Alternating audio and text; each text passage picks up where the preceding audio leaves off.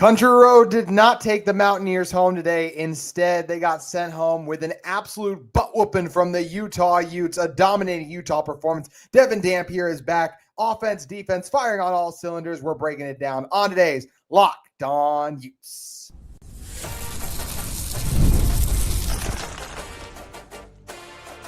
You are Locked On Utes, your daily podcast on the Utah Utes. Part of the Locked On Podcast Network, your team every day. Hello, everyone, and thank you for making Locked On Utes your first listen and view of the day. We are part of the Locked On Podcast Network, available wherever you get your podcasts, as well as on YouTube. It's your first time tuning into this show. Make sure you like and subscribe. My name is JT Wistersill, and on today's show, we're reacting to that just impressive performance from Utah. It's exactly what Utah needed after such a disappointing outing against Texas Tech last week. Utah goes in and, simply put, they just dominated the game, right? It was 48-14. The Utah Utes come in and just absolutely clobber West Virginia. And Utah's clearly a better team than West Virginia, right? But what do you want to do when you're playing inferior teams? You want to blow them out of the water, and that's exactly what Utah did. See if you guys starting to join now. Make sure you guys leave comments, your thoughts as well, and we'll answer your questions as we go along with this episode. But first, I want to get to my thoughts on the game in general. And first of all, I was so excited to watch how high of a level this Utah team can still play at. Yes, the Texas Tech game was disappointing in some ways. It taught us a lot about where the Utah football team currently is right now. But Texas Tech's also one of the best teams in college football for my money. I legitimately think they're a top 10 team. We'll see how it all shakes out, but that's the best team Utah's played. They didn't play great against them. And the rest of the teams Utah's played haven't been great. But Utah's absolutely dominated them. This is an encouraging sign for Utah that, to me, they look more than ready still to make a run for the Big 12 title game. They don't look ready to topple Texas Tech yet, so I won't say the Big 12 title, but at least to the title game, which would obviously be a step in the right direction after what was such a down year from a season ago. But let's talk about our thoughts on the game. I think the first thing was just welcome back Devon Dampier, Heisman contender.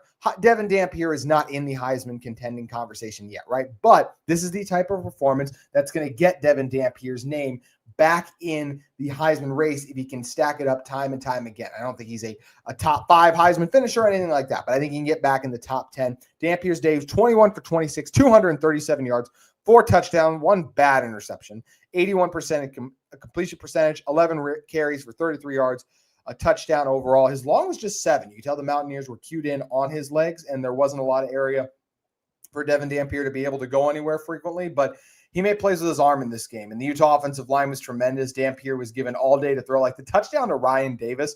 And speaking of that touchdown to Ryan Davis, it actually shows this Utah, to me, it shows Devon Dampier's growth as a passer, right? Because, yes, he had all day to throw, but what did Devon Dampier do? He legitimately went through his full progression.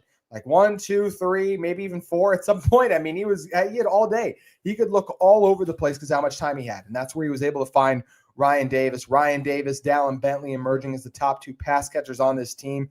We'll talk about who is still not emerging in a moment, but love what I'm seeing out of this Utah offense, especially when Devon Dampier looks like that. Scholes just commented, hoping for a speedy recovery for Nate Ritchie, me as well.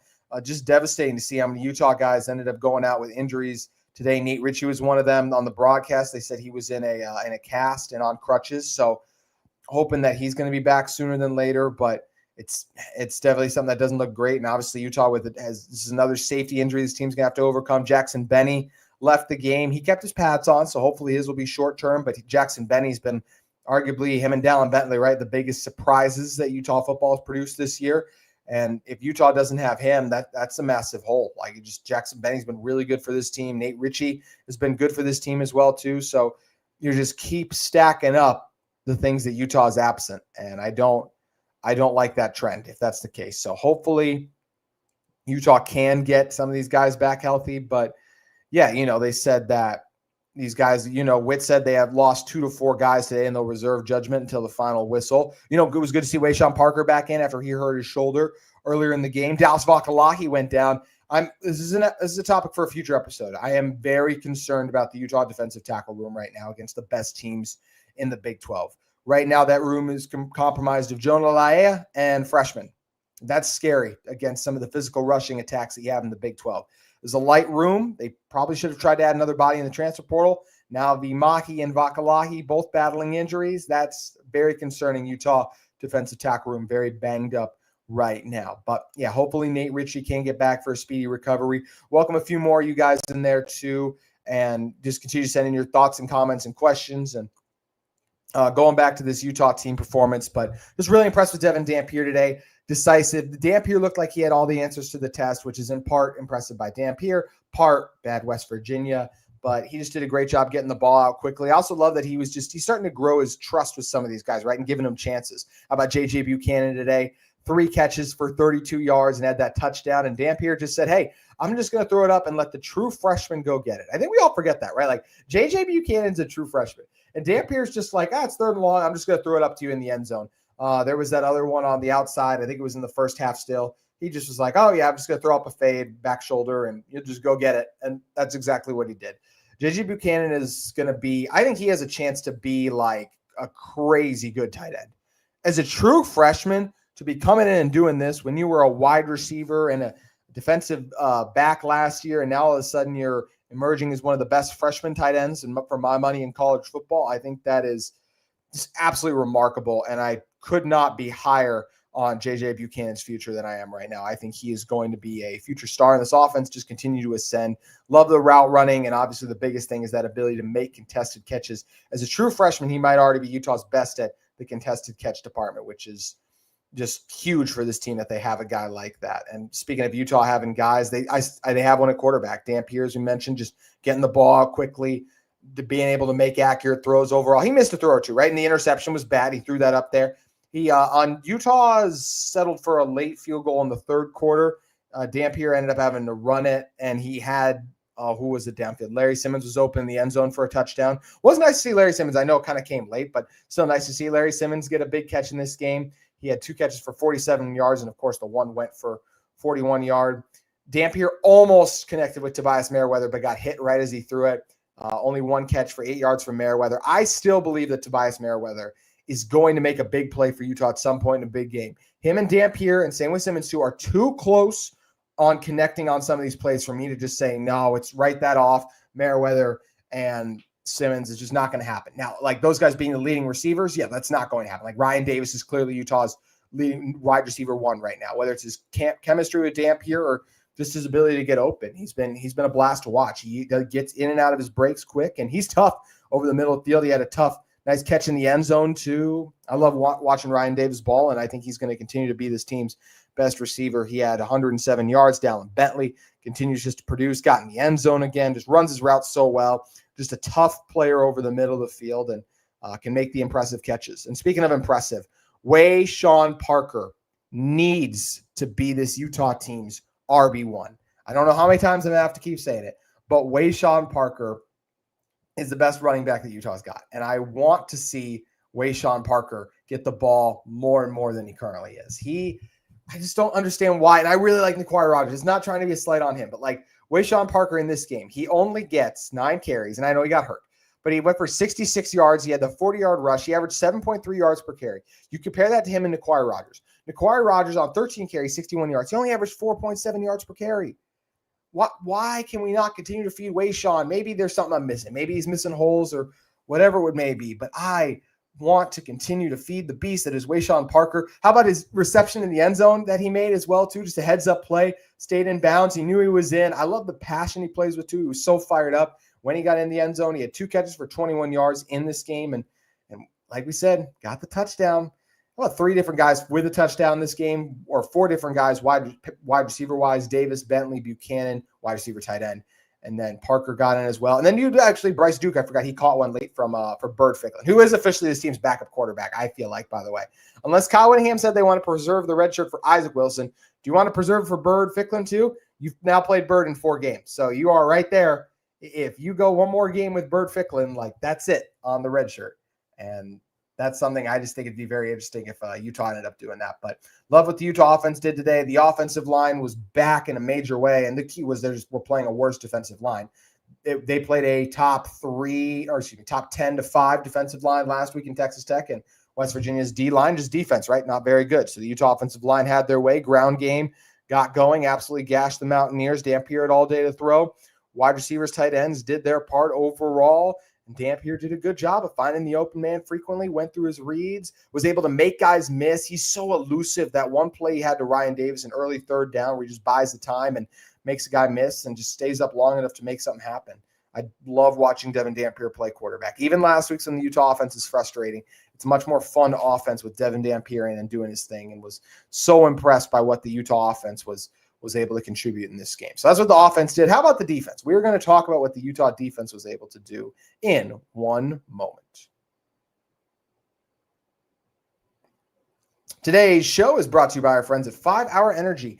Caffeine just got a flavor upgrade with 5 Hour Energy. Shots deliver tasty caffeine in 17 bold flavors. Each 2-ounce shot packs the caffeine of a premium 12-ounce cup of coffee plus vitamin D and nutrients with zero sugar and zero crashes. What I love most is how portable they are. Big taste, tiny shot. You can take it anywhere and get the boost when you need it. I mean, it's something I don't know about you guys, whether I'm golfing, trying to get through the day with my workout, even just a work day itself. I always could use that extra energy kick, especially after a long weekend of watching football, which we got a ton of great football to watch this upcoming weekend. That's where I love 5 Hour Energy. It has my back and helps give me the extra boost to get me through the day. So enough with boring flavorless caffeine. It's time to give your caffeine a flavor upgrade with a 5 Hour Energy shot. Get the favorites you love, or be bold and try something new in store and online at www.5hourenergy.com or Amazon today to get 5 Hour Energy. The Utah Utes had themselves quite a day. Give me 1 second. Take a quick swig. Utah defense gets a swat. They get a rest. Offense, defense, right? One goes in, one gets to sit down. I'm playing both ways on this show. We're talking about both sides of the ball, and we are going to talk about the offense right now. And want to continue to take your guys' questions and comments as well, so please feel free to send those in here today. But the Utah defense was just special. I mean, West Virginia, they ended up with 346 yards, but a reminder, this game was 30-plus Utah before the Mountaineers even got on the board, and West Virginia didn't score in the first half. They had 85 total passing yards.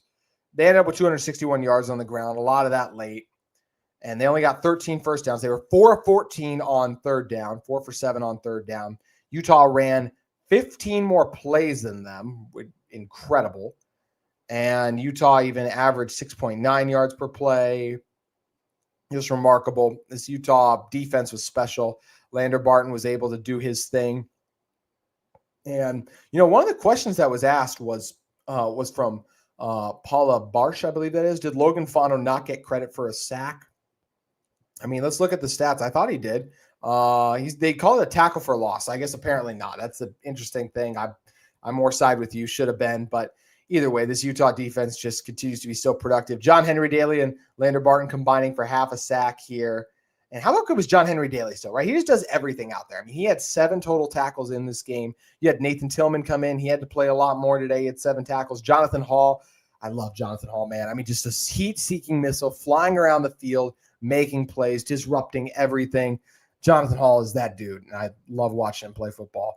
Jonah Laia ends up with 8 tackles. Talked about the Mountaineers not really be able to do much on offense. They came into this game wanting to run, right? And they had no opportunity to do that. Part of that, Lander Barton, he was a huge part of the reason, especially that you had Jaden Henderson, their quarterback. He is more of a rushing quarterback, right? And he only had 13 carries for 28 yards. And when he wants to run as much as he did, Utah did a great job limiting him. He was 3 of 7 for 22 passing yards. And Wilkins came in late, and he gave West Virginia some momentum. But I still think more than anything in this game, like, the game was out of reach. I'm not really concerned about Utah's defense giving up some late yards to West Virginia. The only concern I do have, like I talked about, is just how light Utah is in the defensive tackle room right now with veterans. They're going to be relying on true freshmen a lot the rest of the season, depending on the Mahi and Vakalahi injuries moving forward. But this Utah defense was remarkable when they had to be. The linebackers are all over the place making plays, especially Hall and Barton. Those two are just a blast. Logan Fano looked like he's continued to get healthy and get better. And obviously John Henry Daly is one of the best pass rushers in not just the Big 12 conference, but college football this season. Look at this Utah secondary. Utah asked so much of their corners, and they were close to giving up some big plays a few times, but Smith Snowden came up with some clutch passes deflected. How about Utah on 4th down early in this game, just totally reestablishing the line of scrimmage? They stopped the push-tush. No other NFL team can do it. Just get the Utah Utes. They could do it. Love what I saw from this Utah team there. Secondary-wise, Blake Cotton, yeah, he got beat once, but they put those guys on an island, and they just send the farm at quarterbacks. And and it's tough to cover on an island like that. So Elijah Davis, Smith Snowden, and how about Smith Snowden drew the offensive pass interference earlier. And we haven't seen as much Smith on offense, only a little bit of Smith. It feels like Utah's getting settled in, using their tight ends more. We weren't sure about how big of a part the tight ends would be on this offense, but clearly Jason Beck is very much enjoying using the tight ends. How about a shout out to Jason Beck too, by the way? I didn't love the game plan last week, and obviously when everything goes wrong on offense, the offensive coordinator deserves some of the blame for that. But when everything goes right on offense, the offensive coordinator deserves a ton of credit for that, and the Utah offense was exceptional today. Devon, Dampier, Jason Beck dialed in, and Utah did their thing. Morgan Scalley and his defense dialed in. West Virginia at home had no answers. I mean, Utah cleared that place out pretty quick. I was amazed at how few fans were left there at different points in the game. They just kept cutting the crowd shots, and I'm like, wow, it is empty. And that's a Mountaineer fan base that I do feel like is one of the better in the Big 12, but they're frustrated. And I think Rich Rod's a good coach. I think he's going to get it turned around, but the truth is they brought in 80 players in the transfer portal. And this is not Indiana where they brought a bunch of guys with that just automatically had success. And I know he had some success at Jackson State still, right? But like it's different at this level. And JMU is a team that was making that transition to Division I because they were ready, and they were a powerhouse too, right? Like Jackson State, not that quite that level of a powerhouse I'd say here. So love what I'm seeing out of this Utah defense. I still think it's going to be one of the best defenses in the Big 12. Let's not forget held Texas Tech to 10 points for most of that game until it got ugly and out of hand. JP01 said, nice to see Bird throw a bit today. It was nice to see Bird throw a bit today, right? I liked what I saw from our guy, Bird Fickland. The future of the Utah quarterback position is encouraging. He was 4 for 4 for 53 yards and a touchdown. Bird was only a 3-star, but this is where stars and ratings and all that can be so funny, right? Like he looks better right now than Isaac Wilson did last year. Now, granted, he gets to go against backups and the game's out of reach. He can play a little bit freer at times, but he's been really impressive. The dual threat abilities are absolutely real with him. Utah actually brought him in early in the game to have him run a play even when the game was still in reach. But, Fickland ended up having 5 carries for 10 yards. So he lost yards on one of them, but we know how dangerous he is with his legs overall. He was 4 for 4 for 53 yards.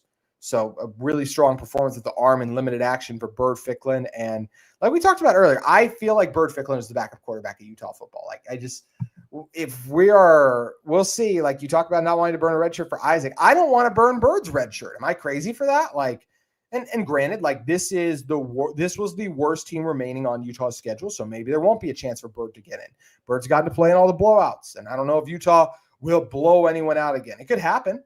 But the schedule takes an obvious leap up from here too, right? Like even a Cincinnati. How about Cincinnati beating Kansas early today? I'm starting to think Cincinnati's a little bit better than I thought they would be. They won at 37-34, and I think Kansas's defense isn't great. But I look at that game and I go, okay, that could still be something that's interesting. Let's check in on BYU, by the way. BYU versus Colorado. I don't know about you guys. I'm curious about that one. It's a very close game. BYU up. I called the upset with Colorado winning that. We'll see if it ends up coming to fruition, but that'll be an interesting one to watch to see if BYU with a freshman QB can get a win at Colorado. Paula again said, who are all the injured players now? I heard Richie was on crutches. Yes, he was. So when you're talking about guys who were injured at one point or another and left this game, you're talking about Nate Ritchie, Jackson Benny, Wayshawn Parker, Dallas Vakalahi. Let's start with Wayshawn Parker. He came back in the game, had the big 40-yard run. Wayshawn looks fine. In fact, he's so fine, he needs more carries. He's the most explosive back we have. He's such a versatile weapon. I want more Wayshawn Parker in the Utah offense. I like Naquan Rogers. He's a solid complimentary back. He did some nice things. This should be Wayshawn Parker's backfield, and I will not stop saying it. Other injuries, Nate Ritchie, he was on crutches. So, we don't know what Nate Ritchie's injury is going to be. Jackson Benny, we don't know his injury. He got hurt early on. And, you could say it's the wear and tear of playing offense and defense for Benny, but honestly, I think they threw up the graphic on Fox. Benny has only played 15 offensive snaps on the season.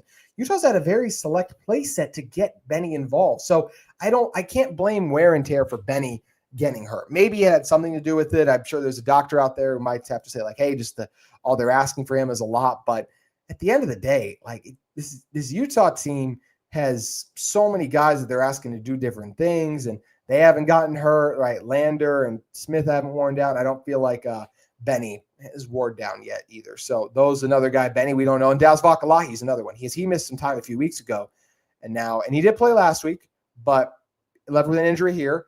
Alikivi Mahi also left. So Vakalaki v. Mahi, you're talking about your two starting defensive tackles, both gone. Now, Jonah Laez looked really good. He has made a nice leap for Utah, but this is also where it just hurts not to have Keanu Tanavasa because he's a really good veteran depth piece at defensive tackle. And not depth piece, excuse me. He's a star at defensive tackle. And Utah would very much so like the services of a star defensive tackle right now as this team is trying to figure out their run defense with, Sam Levitt and them will come to town. He's capable of running and making some things happen there. Utah will play a Baylor team that has a solid rushing attack. LJ Martin for BYU, right?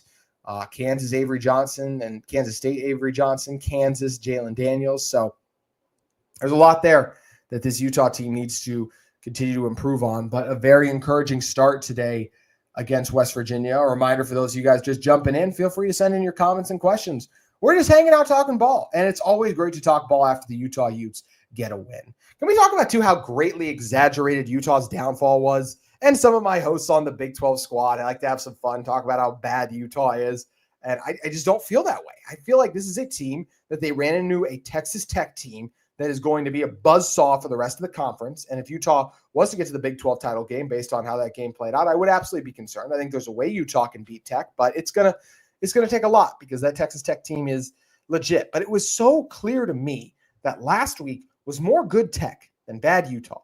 And it seems like some people's take was just, oh, Utah's not good. And that is wrong. Like, is Utah going to be one of the in Arlington? Like, I can't say that for sure, but I don't see how Utah won 5 games last year. And granted, like might be the worst Big 12 team they play on the rest of their schedule, just like that UCF team was last year.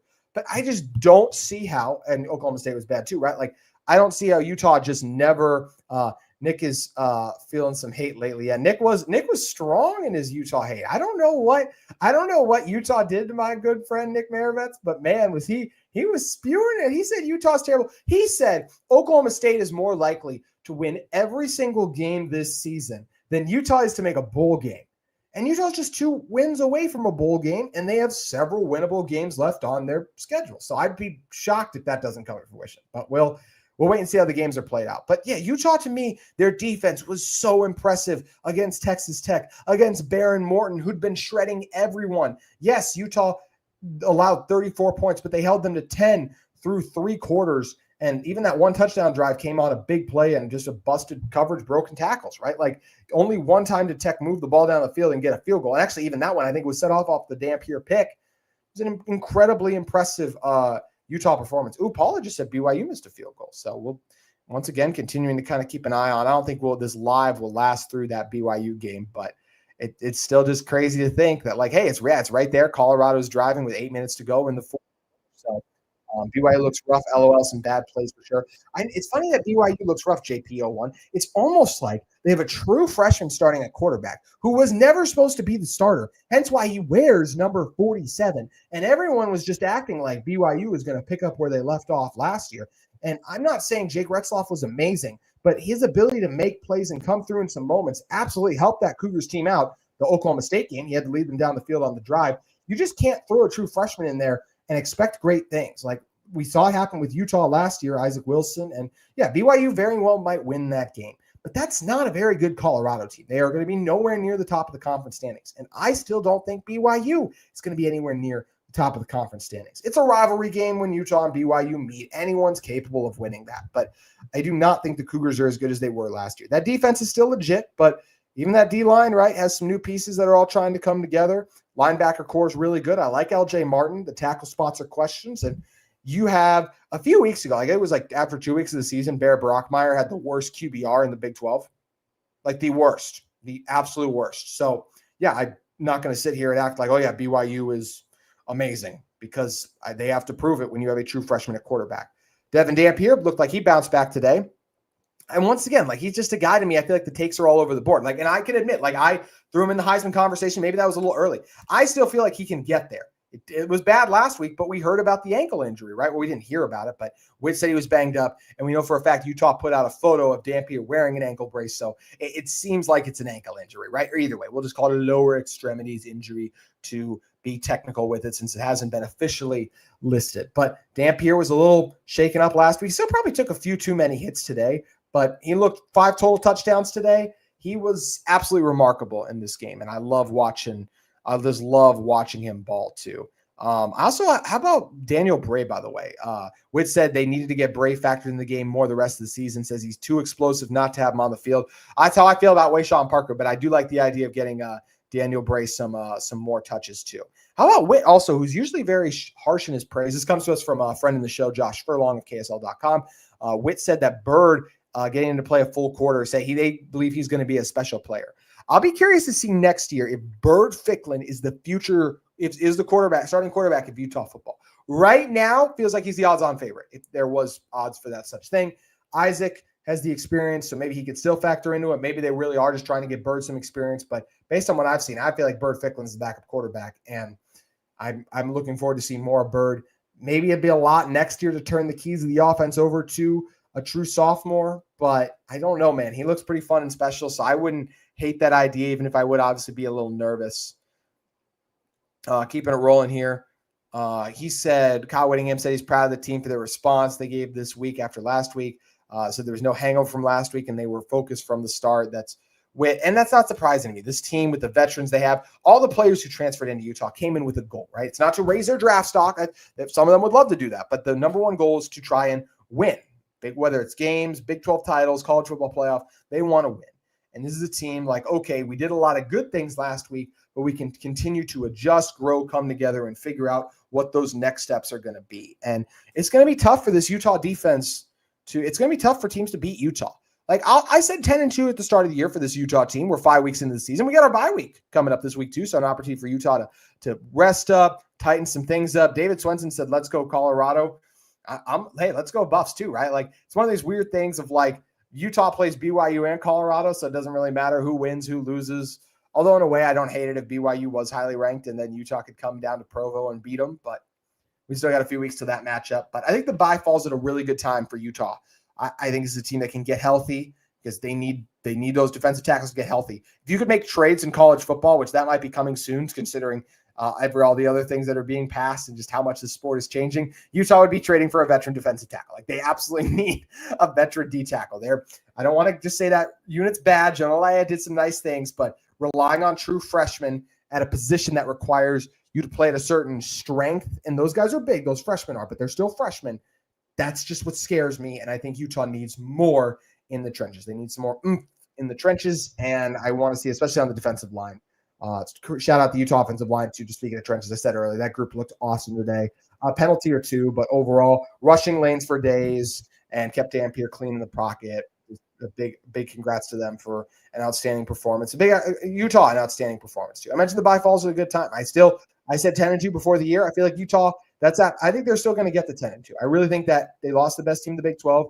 They'll drop one more game along the way. Maybe that's to Baylor on the road. They have a good offense. Maybe ASU, who still looks pretty good. Like I know ASU barely squeaked by TCU, and they got some help in some ways, but that's a TCU team I also think is one of the 4 to 5 best in the Big 12 conference. I mean, right now, I guess we could maybe lower TCU, but right now, to me, the 3 best teams in the Big 12 are, Iowa State, Texas Tech, no order this is, and then you probably go Arizona State, TCU somewhere in there, and then Utah, Kansas. Actually, not Kansas anymore. Sorry, they lost right after that. I think Baylor hung on today, right? Baylor did win for sure.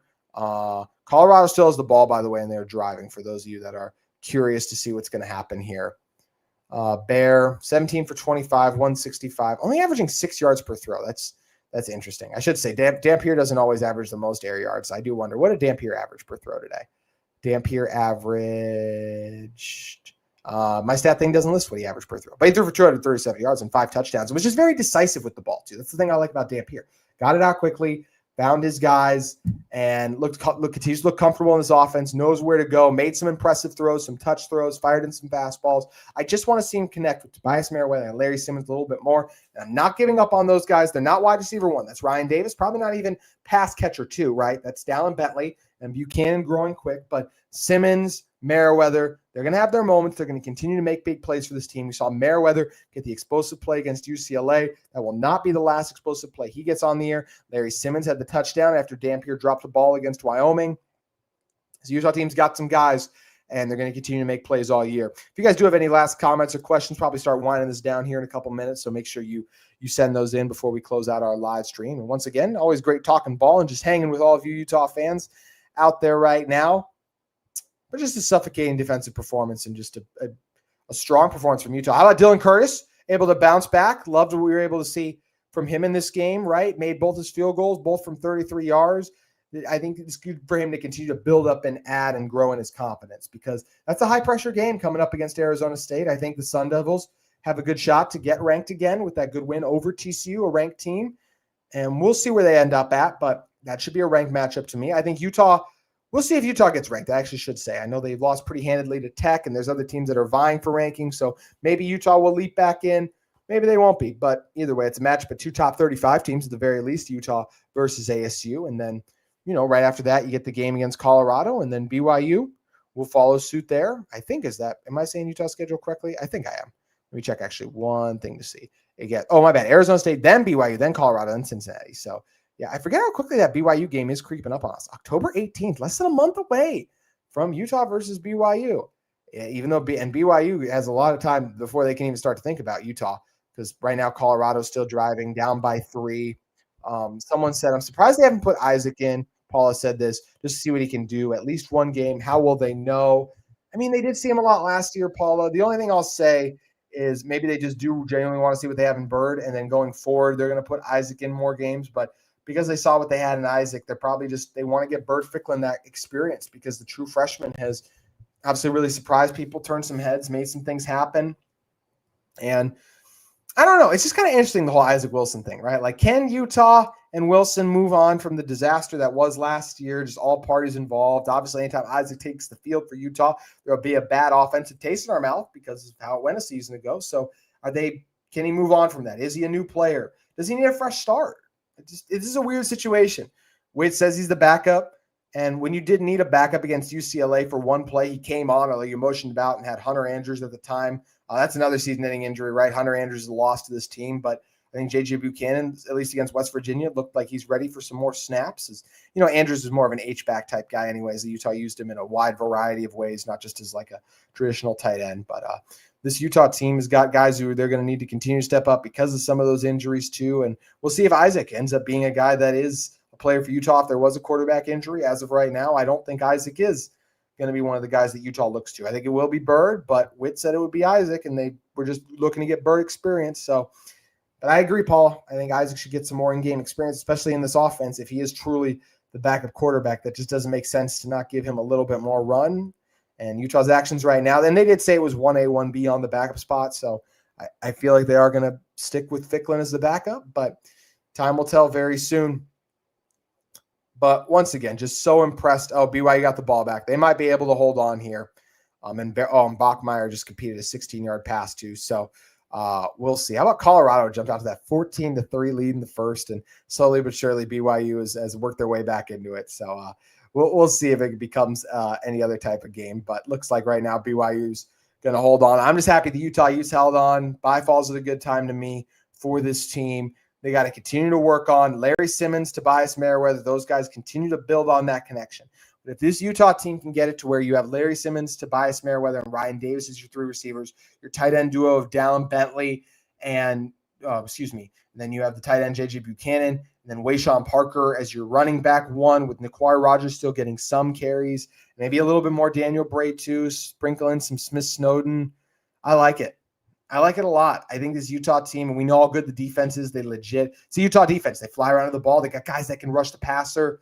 This has a chance to be a team that can make a run in the Big 12. There are still a lot of people who are doubting, hating, and sleeping on this Utah team. And it's a program with a proud history of stepping up and delivering in some big moments, in some big games. And they delivered a big performance today.